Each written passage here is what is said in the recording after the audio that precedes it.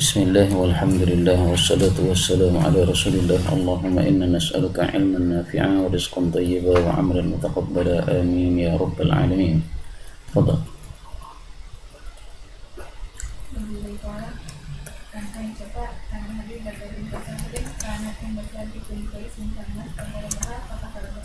Nah, ini dia, dilukai oleh suaminya kan, sampai retak tulangnya tuh. Nah, maka dia wajar kalau dia minta ditalak. Nah,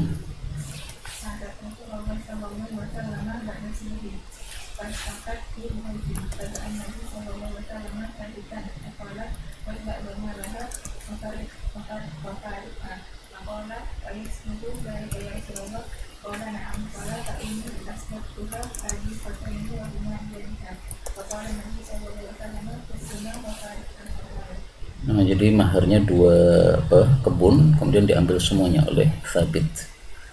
Nah, maka kemudian para ulama berselisih pendapat bagaimana kalau lebih dari mahar. Sebagian ulama membolehkan lebih dari mahar, sebagian ulama tidak membolehkan lebih dari mahar. Ini masalah khilafiyah yang pertama.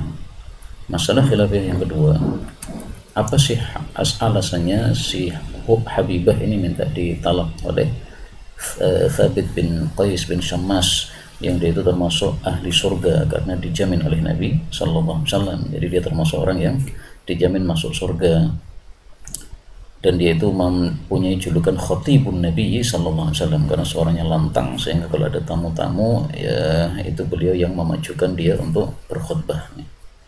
Alasan yang pertama ini ya, ditolimi dengan dipukul. Kemudian yang alasan yang kedua, karena Khabib ini wajahnya sangat jelek sekali. Waktu itu Habibah ini membuka pintu dan ternyata yang datang adalah suaminya bersama rekan-rekannya. Nah, ketika melihat suaminya di tengah rekan-rekannya, ternyata suaminya itu paling pendek, paling hitam, paling jelek wajahnya. Akhirnya jadi benci sama suaminya. Saking bencinya, dalam satu riwayat disebutkan kalau melihat wajahnya itu pengennya meludahi saja. Nah, ini dia khawatir kalau saya sikapnya sama suami seperti ini, nanti saya dosa besar ini. Akhirnya dia minta talak supaya tidak berbuat dosa besar kepada suami. Nah, bisa juga dua sebab itu sama-sama ada. Nah, dan dari situ diambil pelajaran bahwa supaya istri tidak melakukan seperti itu, jangan bawa-bawa teman ganteng-ganteng ke rumah. Nah,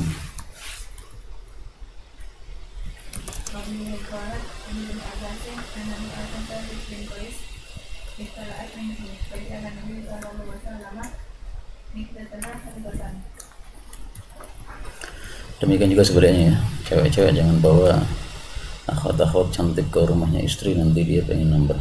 Nah, ke rumah istri, ke rumahnya suami. Nah,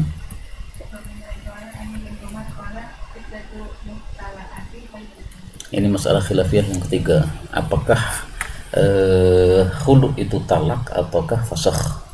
Pendapat yang pertama dia talak, pendapat yang kedua dia fasakh, dan inilah dalilnya bahwasanya iddahnya cuma satu haid. Seandainya dia itu talak, maka berarti haid iddahnya itu 3 kali haid. Nah,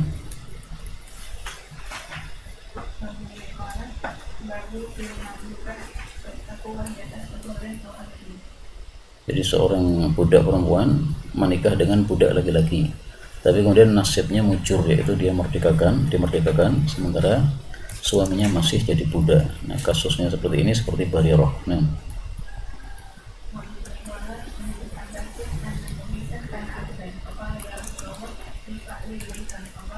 ilaiha maksudnya kepada Barirah istrinya.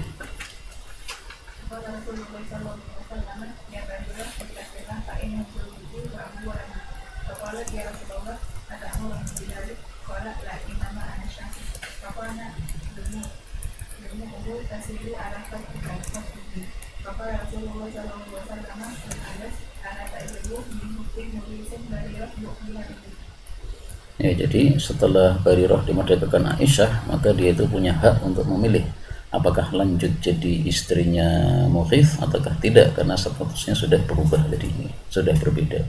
Nah, ternyata dia milih untuk talak. Nah, kemudian Mughith ini minta tolong kepada Nabi supaya dia masih bisa rujuk sama istrinya. Nah, begitu dipanggil Nabi, Barirah ini tanya, ini sebenarnya perintah atau gimana ya Rasulullah? Artinya apa? Kalau perintah maka saya wajib mentaati. Dari hadis inilah para ulama mengambil kesimpulan atau kaidah al-aslu fil amri lil wujubi. Nah, ternyata Rasul mengatakan lah, saya tidak amur, tidak ya, tapi saya cuma membantu mukhif. Nah, akhirnya Barirah mengatakan ya kalau cuma bantu saya tetap nggak mau jadi istri dia. Nah, maka Barirah pergi di jalan Madinah, diikuti oleh mantan suaminya dari belakangnya sambil nangis-nangis sampai menetes di pipinya, kalau dalam riwayat yang lain sampai menetes di jenggotnya. Kemudian Rasulullah merasa heran ya, ini ada orang sangat cinta tapi dibalas dengan sangat benci. Sehingga jangan kalau mencintai seseorang itu harus siap untuk tidak diterima cinta kita ya, karena apa? Belum tentu orang yang kita cinta itu juga cinta sama kita. Siapa aja, biasa anggap biasa gitu. Nah,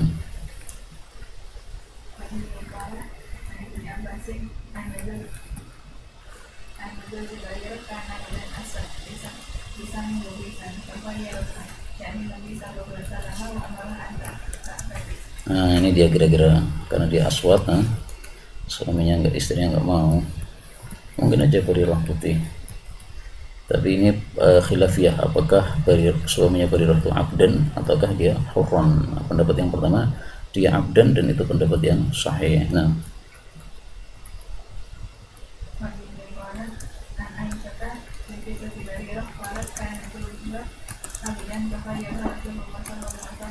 يا زوجتي عنوانها عنواني.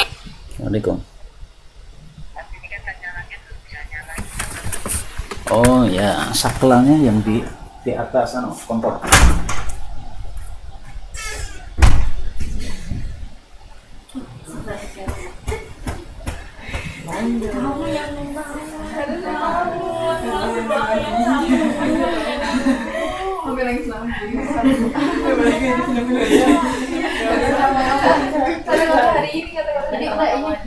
Ini masih Indosiar tuh.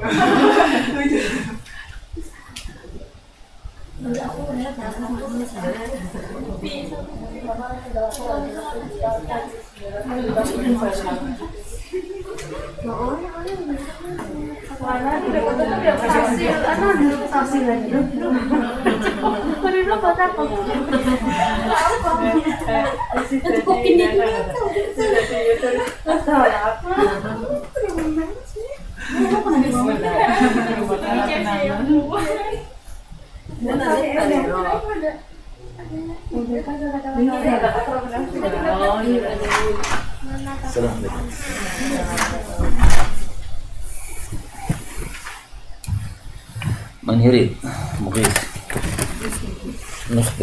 tukhbirna nuridu mughithan sa'ukhbiruhu sayatina fadl wa kana fadl wabi ilahi babu man kana hurran khalas. Ini pendapat yang kedua ya, man qala kana hurran, bahwasanya muqif ini adalah orang merdeka, bukan budak. Nah,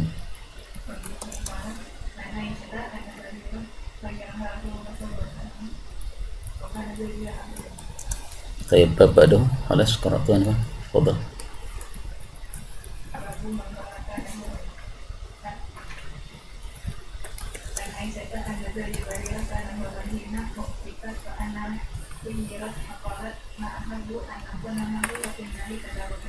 Kejam banget ya. Rasuti aku baru mukif meskipun dikasih ini itu, nggak usah ngomong gitulah, nggak mau ya nggak mau gitu, nggak usah pakai kata-kata kejam gini. Nah ini pendapat yang lain ya, bahwa mukif adalah hurran, sehingga hukum ini tetap berlaku meskipun budaknya yang laki-laki suaminya itu adalah seorang hur. Tapi kalau kita memakai riwayat yang pertama, maka sebagaimana kata Ibnu Abbas di atas tadi, walau kana hurran lam yukhayyirha, kalau suaminya merdeka tidak akan dia punya hak khiyar ya, si Barirah ini. Dan ini pendapat jumhur bahwa dibedakan antara hur dengan abd. Kalau madhab Hanafi menyamakan antara hur dengan abd, sehingga madhab Hanafi memakai pendapat yang kedua ya. Babu man qala kana hurran, itu adalah madhab Hanafi. Tapi hadisnya madhab Hanafi ini adalah dhaif karena dia syadz, menyelisih yang lebih sahih. Nah,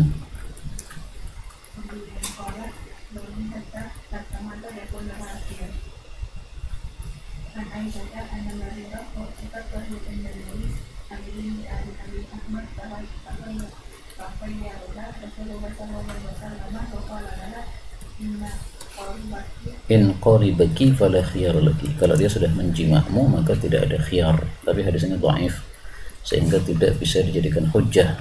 Maka baik sudah dijimak maupun belum, hukumnya sama, boleh khiyar. Nah,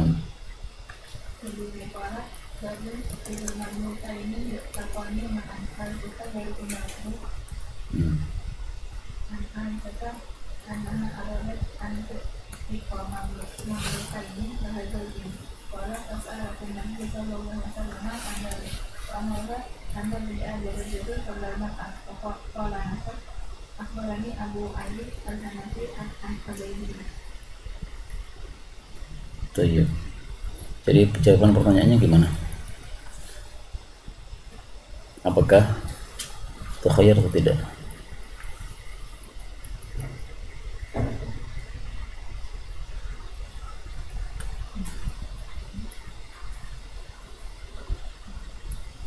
قال الخطابي هذا دلالة على أن الخيار بالعتق إنما يكون للأمة إذا كانت تحت عبد، ولو كان لها خيار إذا كانت تحت حر لم يكن لتقديم عتق الزوج عليها معنى.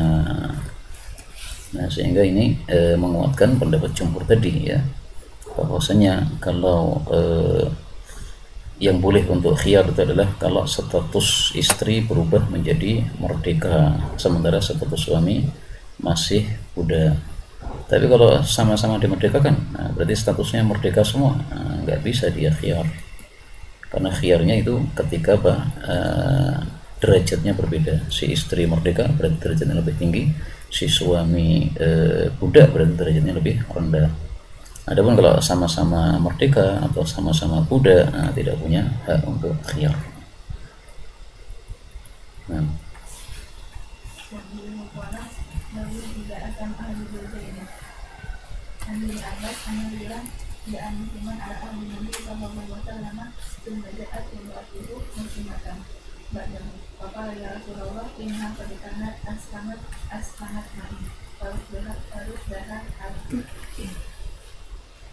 Ya, jadi kalau ada muslimah orang kafir masuk Islam, maka dilihat ya, apakah suaminya juga masuk Islam di masa iddah atau tidak. Kalau dia itu masuk Islamnya di masa iddahnya si wanita, maka dia lebih berhak. Kalau yang dalam kasus ini kebalik, anna rajulan ja'a musliman ala ahdi Rasulillah sallallahu alaihi wasallam, berarti yang laki-laki dulu. Tsumma ja'at imra'atuhu muslimah, berarti istrinya yang terakhir. Faqala ya Rasulullah innaha qad kanat aslamat ma'i faraddaha alaih, nah, berarti nikahnya tidak usah diulang lagi. Sama juga kalau dibalik yang saya sampaikan tadi, istrinya masuk Islam dulu, kemudian suaminya masuk Islam juga, tapi masih dalam masa iddah, nah, maka ini sudah langsung kembali tanpa ada pernikahan baru karena masih di masa iddah. Nah, kita baca hadis-hadisnya yang lain. Contoh.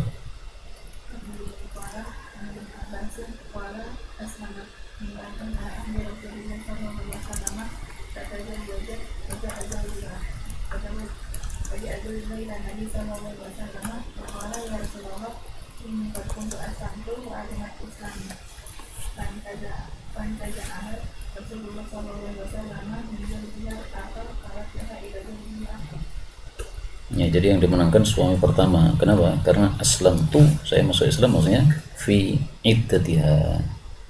Tapi seandainya dia itu Islamnya di luar iddah, nggak bisa dia menarik lagi istrinya, karena sudah selesai masa iddah, dia berhak untuk menikah suami yang lain.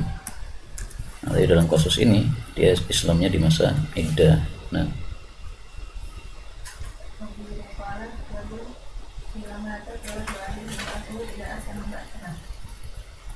عن ابن عباس قال رد رسول الله صلى الله عليه وسلم ابنته زينب على أبي العاص في النكاح الأول لم يجد شيئا. قال محمد بن عمر في حديثه بعد ست سنين قال حسن بن علي بعد sanatain. Jadi kaidahnya udah paham ya. Jadi kalau masuk Islamnya suami di masa iddah istri, dia berhak kembali sama istri. Tapi kalau masuk Islamnya di luar masa iddah, maka dia tidak berhak kepada istri tadi. Berarti harus nikah ulang lagi. Nah, sekarang muncul pertanyaan, bagaimana dengan hadis ini? Zainab, putri Nabi, talak oleh suaminya karena apa? Zainab Islam, suaminya tidak Islam. Tapi kemudian setelah 6 tahun, dalam riwayat yang lain setelah 2 tahun kemudian masuk Islam. 2 tahun atau 6 tahun kan jarak yang lama kan? Itu masa iddah kan sudah habis. Masa iddah itu kan cuma 3 quru atau 3 kali haid. Ini 2 tahun, 6 tahun sudah sangat lama. Nah, oleh para ulama supaya tidak bertentangan dengan kaidah tadi, dijawab dengan berbagai macam kemungkinan. Kemungkinan pertama, hadis ini adalah sebelum adanya aturan tersebut, sehingga hadis ini sudah mansukh. Kemungkinan kedua, bahwasanya dia itu ketika dicerai adalah hamil. Kemudian hamilnya itu lama, sampai 2 tahun, 6 tahun. Sampai kemudian masuk Islam suaminya. Nah, wanita hamil kan masa iddahnya sampai melahirkan. Kalau belum melahirkan, ya berarti masih dalam masa iddah. Dan ini kemungkinan yang jauh ya, karena rata-rata wanita itu hamilnya 9 bulan 10 hari. Meskipun ada sih 2 tahun, 6 tahun ya, tapi itu jarang-jarang. Kemungkinan ketiga, bahwasanya istrinya ini sakit sehingga haidnya tidak keluar ya, sampai 6 tahun atau 2 tahun ya. Nah, karena dia tidak keluar haidnya karena sakit, otomatis masih dalam masa iddah ya, karena masa iddahnya 3 kali haid itu. Nah, itu cara memahami hadis ini supaya tidak bertentangan dengan kaidah yang sudah berlaku tadi. Tapi saya jujur ya, ini masalah khilafiyah. Paling bagus kita memahami dengan pemahaman mayoritas ulama, yaitu seperti yang sudah saya sampaikan tadi. Baik, sekarang hak khiyar yang lain, fadhil.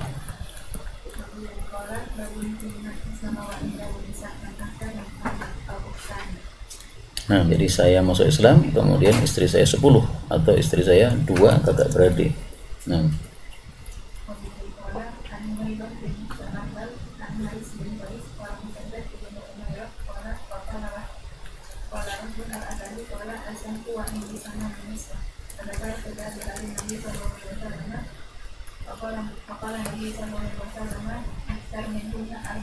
kata-kata ikhtar menunjukkan tidak harus diurutkan ya.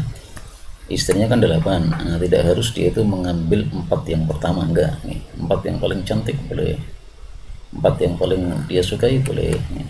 Dan ini mazhab jumhur, karena kata-kata ikhtar menyelisih mereka mazhab Hanafi, harus urut ya.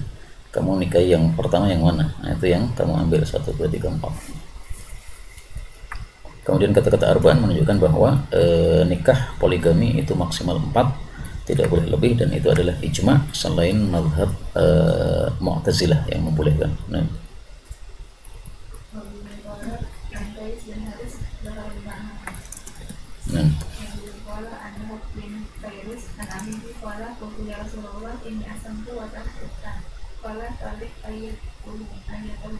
nah ini juga sama dengan masalah tadi. Kalau jumhur boleh bebas mana yang diambil. Kalau Hanafi harus urut ya, siapa yang dinikahi lebih awal. Yang bawa syarahnya siapa? Aunul Ma'bud mawjud enggak? Anti tahmilan tahmil? La, طيب بعدين انظر كيف مذهب الحنفية في الحديث الثاني هذا. هل يعني لابد أن يختار الأكبر أو لابد أن يختار الأقدم؟ Kalau al-akbar berarti mbaknya, kalau al-aqdam berarti ya siapa yang lebih awal dinikahi. Nah, itu cek lagi apakah aqdam ataukah akbar untuk yang kasus ini. Tabi'illahu na'ulam subhanakallahumma rabbana bihamdika asyhadu an la ilaha illa anta astaghfiruka wa atubu ilaik.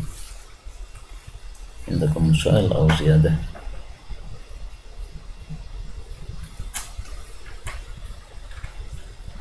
ma turiduna ziyadah illa tubrik.